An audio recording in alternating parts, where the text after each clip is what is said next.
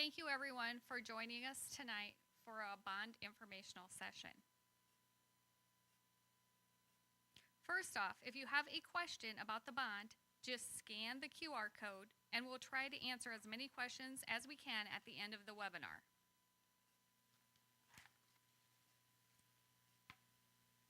The vision of our education system is to ensure that every learner is well equipped to face the future with confidence.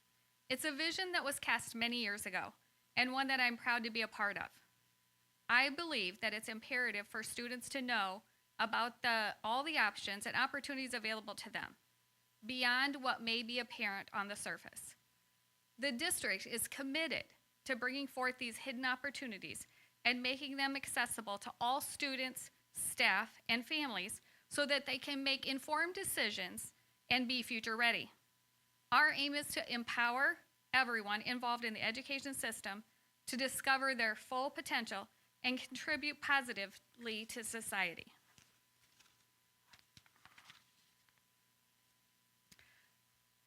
Our mission is to ensure that all learners experience a rigorous and personalized learning experience so they have a plan, pathway, and passion for their future.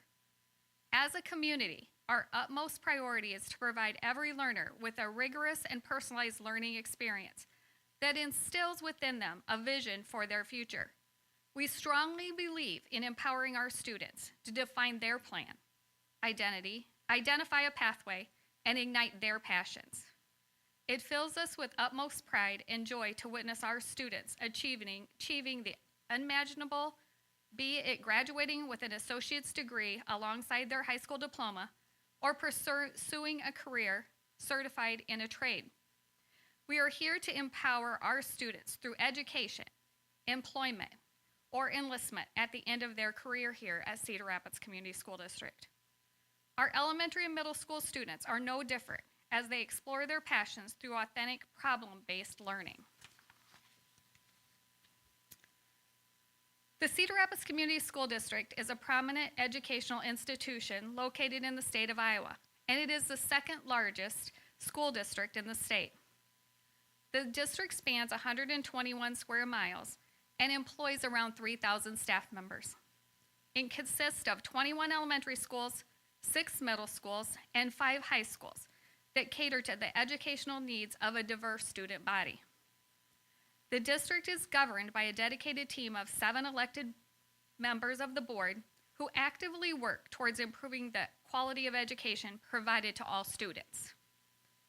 In terms of student demographics, 55% of the students in the district come from households that are eligible for free and reduced meals. The annual general fund budget of the district is $238 million. The student population is diverse, with 55% of our students are white, 22% black, 11% mixed race, and 9% Hispanic. The district is home to students who speak approximately 60 different languages, and 9% of the student population are English language learners. The first topic at hand is our strategic plan. It is our blueprint for our future. We have 4 pillars filled with strategic anchors we must address as a community. The first pillar is to elevate plans, pathways, and passions. When we establish a strong foundation for education, ensure stable support, and have passionate designers, we can empower our students to achieve remarkable accomplishments. Our unwavering commitment to investing in and developing every learner equips them with the necessary tools to thrive in an ever-evolving future. The second pillar is to energize our staff. Our organization is committed to providing the essential support and structure needed to excel. Through this approach, we aim to enhance their skill sets, foster their unique talents, and ensure their consistent attendance. Furthermore, we are dedicated to recruiting and retaining a diverse and culturally aware workforce. With these strategies in place, we have a promising future. Third is to stabilize the district. We strive to improve enrollment by implementing various measures that ensure its effectiveness and efficiency. At the same time, we are committed to promoting an open and inclusive communication environment where everyone feels valued and respected. Additionally, we are working on building a strong foundation of trust and credibility, which is critical for the success of any organization. And our last pillar is to mobilize the community. At the core of our educational philosophy is a steadfast belief in providing unparalleled opportunities and resources to all of our students.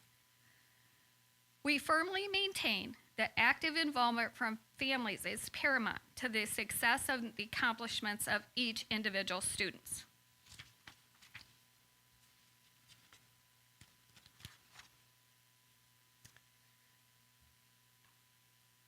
So that's why it's important that we invest in Future Ready now. The average age of our buildings here at Cedar Rapids Community School District is 68.5 years. In fact, 74% of our buildings were built before 1970. We have only 3 new schools since 2000, Viola Gibson, West Willow, and Maple Grove.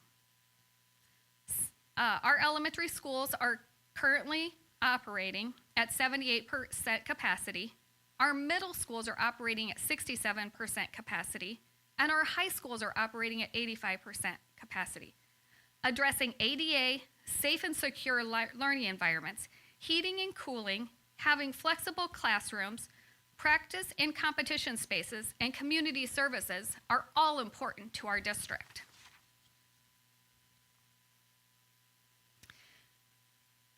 This slide shows that the Phase 1 of the 2023 bond includes a new 6th through 8th grade middle school that will be built at a new site in the Kennedy attendance area. Renovations of the Franklin's for a 7th and 8th grade middle school, high school career and technical education classrooms at the 3 locations of Jefferson, Washington, and Kennedy, 3 new high school turf fields at the 3 high schools previously mentioned, renovations of the Kennedy cafeteria and kitchen, and the Metro Gym update. The Phase 2 of the bond has not been decided what projects that we will be addressing at that time, but it will still be addressing the secondary projects.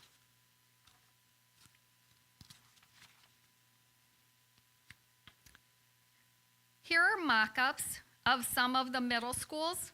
So the middle school, the first on the slide, it shows the Franklin Middle School Activities Improvement Area, which is the addition and a new turf field and track.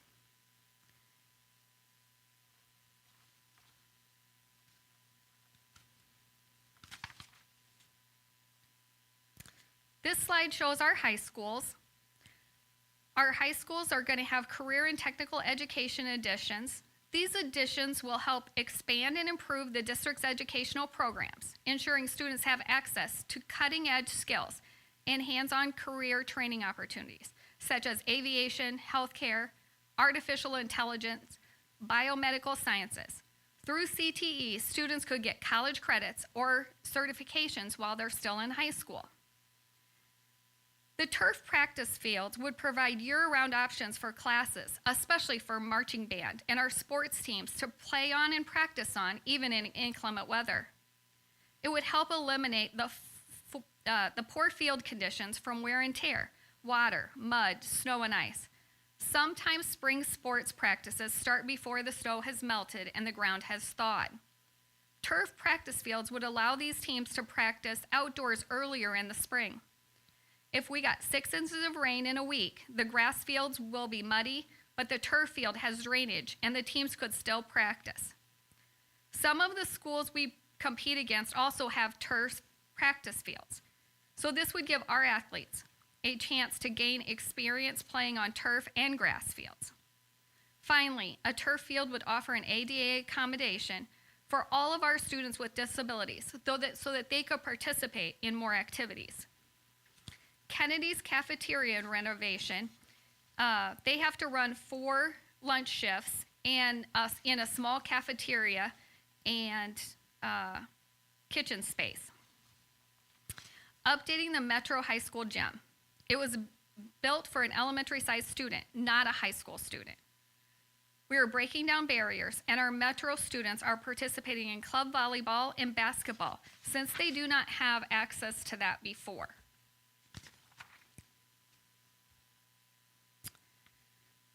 On this slide, you can see the cost of construction. These are the estimated costs that we have received for Phase 1 projects. Land acquisition, a new site, $2.2 million. A new middle school that will house 1,200 students on the north side of our district is $104 million. The Franklin renovation, which would house 800 students, is $73 million. High school CTE additions at the 3 locations is $6 million. The high school new turf fields at the 3 locations is $8.6 million. The Kennedy cafeteria and kitchen renovation is $2.5 million. And the Metro gym updates is $840,000. This is for an estimated total construction cost of $196 million. There is also other allowances included in the cost for the bonds, such as architect fees, furniture, equipment, so that making the total project cost $237 million. Yes, we are only asking for $220 million because the district is being fiscally responsible and adding the rest of the money to these projects so that we can ask the voters for as little money as possible to complete all these projects for our students. The proposed bond, if passed by voters, would increase the district's property tax levy rate by $2.70 per $1,000 of taxable value, and it is funded through general obligation bonds. On this slide, you'll notice that $300,000 taxable value for a house would increase your taxes by $35.80 per month. Taxable value of a $100,000 house would increase the taxes by $11.21 a month. Taxable value for a $200,000 house is $23.50 per month.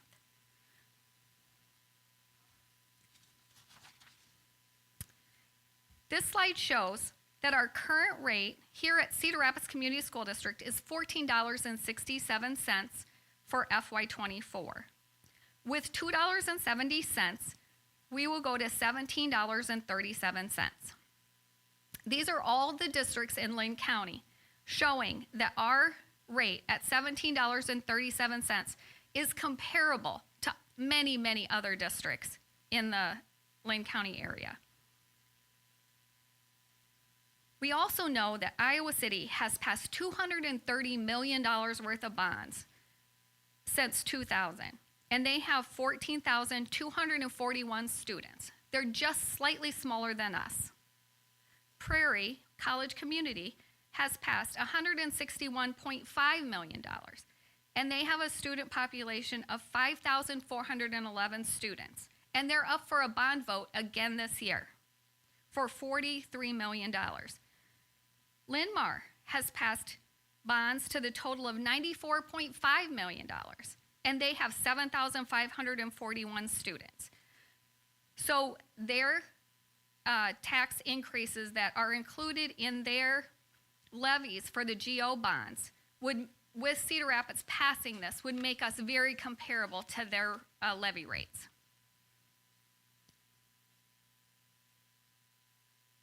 On the slide are more informational sessions. We still have a few more upcoming community bond information sessions next week if you are interested in attending. At the meetings, district officials will provide an overview of the bond, the projects included, the financial impacts, and much more.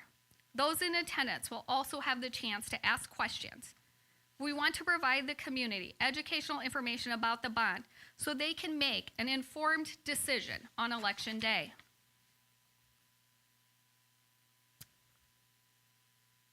This decision reflects a solid commitment to creating the best learning environments for our students and staff. It is now our opportunity to mobilize the community for the vote on the November 7th ballot.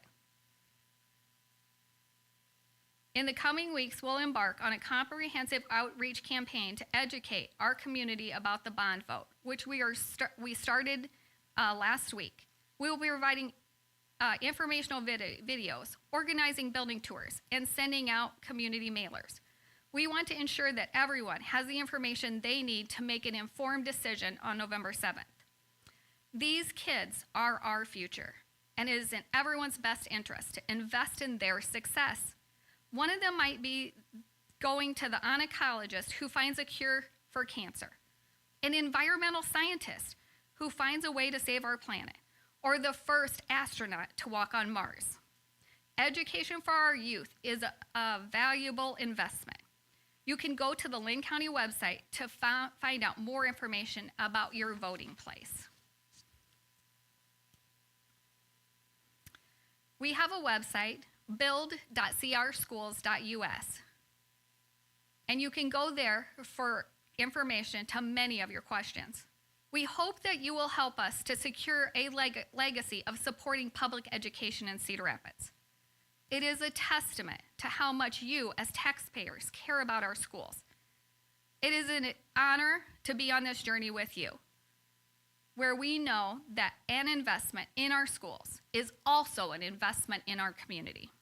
Together, we can make a meaningful impact and build a brighter future for our students. For information about the bond, go and look at our website.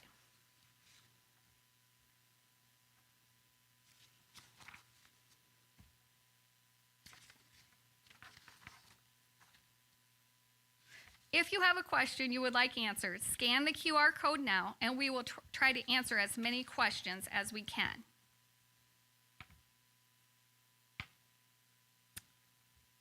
What will happen if the bond does not pass? If the bond fails, the facilities master plan will not have the funding needed to move forward. Needs like air conditioning, renovations, added security, ADA accessibility improvements, and much, much more will not happen. The district and the school board will have to reevaluate how to address the district's short-term critical infrastructure repairs and work to revise the facilities plan to put forward to the voters in the upcoming years.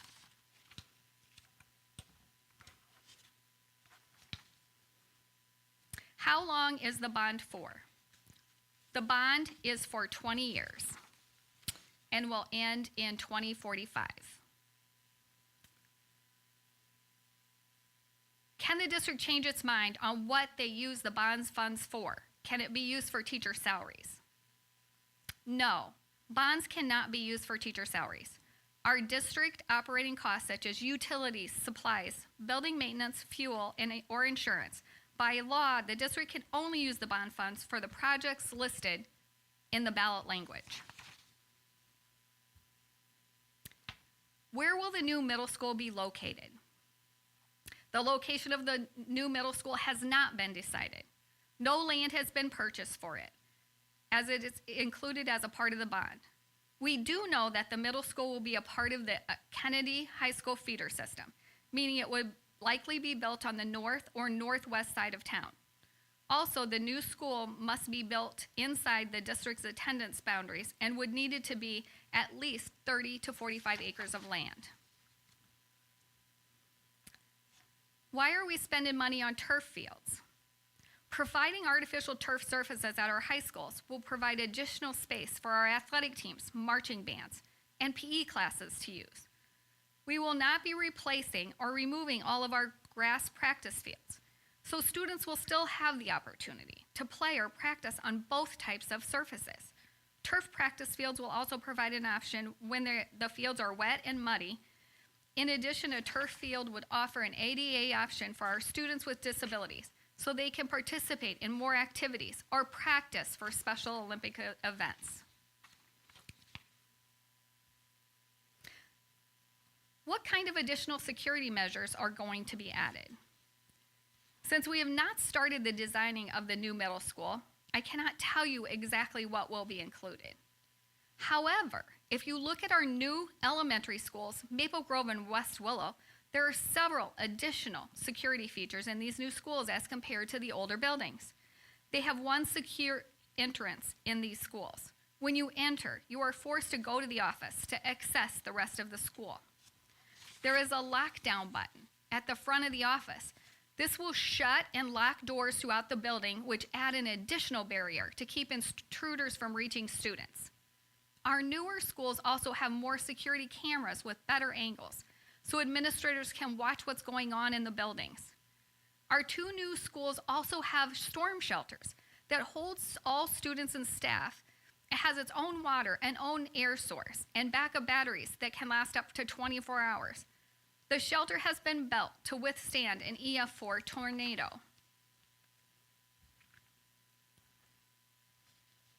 Is there enough land at Harding for a 1,200 student school? As I stated before, the location of the new middle school has not been decided on. But we are looking at the Harding site. The new middle school would need to be at least 30 to 45 acres in size. How do you plan to mitigate the environmental impacts of replacing existing buildings with new construction?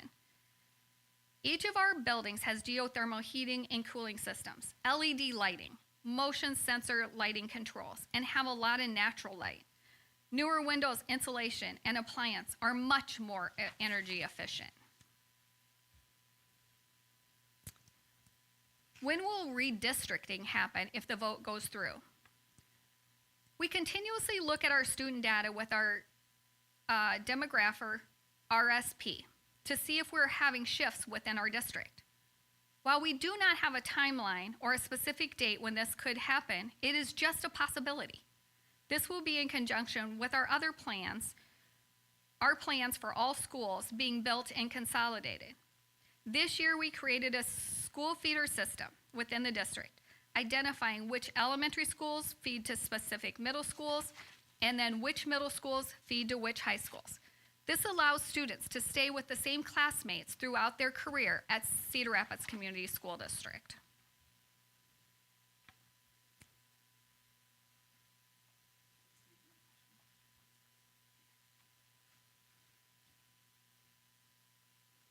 Okay. So the question that came in is, both Dubuque and Prairie have bond issues on the November 7th election, and neither are raising taxes. Why does the CR bond require a tax increase? So both Dubuque and College Community are extending their GO bonds into the future so that they don't have to raise their taxes. Cedar Rapids doesn't have GO bonds currently, so we don't have any way to increase those into, or to levy those into the future and just extend the levy that we currently have. This is why we say that on phase 1, we'll be increasing taxes, but for phase 2, we won't. In the phase 2 of the bond proposal, we will do the same things that these districts are doing by just extending that levy into the future. Thank you everybody so much for joining us tonight. We hope that this has been informational for you. We also hope that you are ready to invest in the future of Cedar Rapids Community School District and all of our students. Thank you.